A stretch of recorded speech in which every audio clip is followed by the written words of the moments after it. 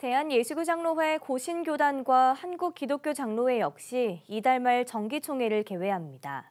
교단들의 주요 쟁점 사항은 무엇인지 이어서 배보경 기자가 전합니다. 대한예수교장로회 고신총회는 오는 23일부터 26일까지 천안 고려신학대학원에서 제75회 정기총회를 엽니다. 함께 지어져가는 교회를 주제로 열리는 이번 총회의 최대 관심사는 직분자 정년 연장 여부입니다. 현재 70세인 직분자 정년을 73세로 연장하자는 4개 노회의 청원이 제출된 상태로 젊은 목회자가 부족해 농어촌과 중소형 교회의 경우 리더십 공백 우려가 커지는 만큼 현실적 대안을 찾는다는 구상입니다. 또 최근 부산 세계로교회 손현보 목사가 불법 선거운동 의혹으로 구속된 가운데 교회의 정치 참여와 설교의 정치 도구화를 두고 총회 차원의 명확한 입장 표명이 필요하다는 목소리도 높습니다. 이에 대해 총회에서 어떤 결과를 내놓을지 관심이 모이고 있습니다.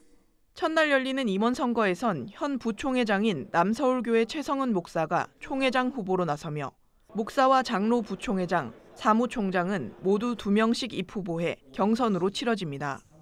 한국기독교장로회는 같은 기간인 23일부터 25일까지 강원도 홍천에서 제110회 총회를 개회합니다. 핵심 의제는 성소수자 목회연구 특별위원회 신설의 건으로 교단에서는 찬반 의견이 첨예하게 맞붙어 있습니다. 기장 측은 다양한 관점에서 성소수자 문제를 연구해 합리적인 결과를 제시하겠다는 입장입니다. 여러 가지 위험성이 있지만 공식적인 기관이 정말 중립적인 자세를 가지고 검증되고 절제된 그리고 합리적인 찬성과 반대의 논리적 근거를 마련해서 교회에 전달해 주는 것. 그리고 판단은 각자가 하는 것. 또 장로 3명 이상 임직 시 여성 장로 1명 이상을 의무적으로 포함하는 안건과 1980년 국가폭력으로 중단된 한신대 신학과 강제 모집 중단 피해 대책 마련 방안도 주요 의제로 다룹니다.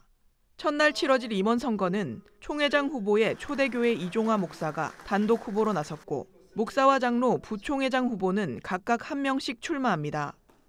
기독교 한국 침례회는 22일부터 24일까지 제115차 정기총회를 엽니다. 이번 총회의 주요 현안은 한국침례신학교 인증유예 사태입니다. 침신대는 2022학년도부터 3년간 교육부 평가에서 기준에 못 미쳐 인증유예 처분을 받았고 이로 인해 국가장학금 지원이 중단되는 등 약 70억 규모의 재정 손실을 입었습니다.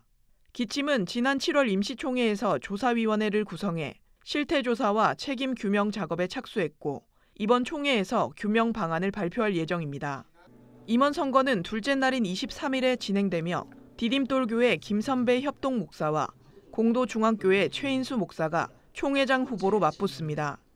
연이어 열리는 각 교단 총회는 한국교회의 길을 모색하는 동시에 교회 안팎의 목소리에도 방향을 제시할 것으로 전망됩니다. 구티비 뉴스 배보경입니다.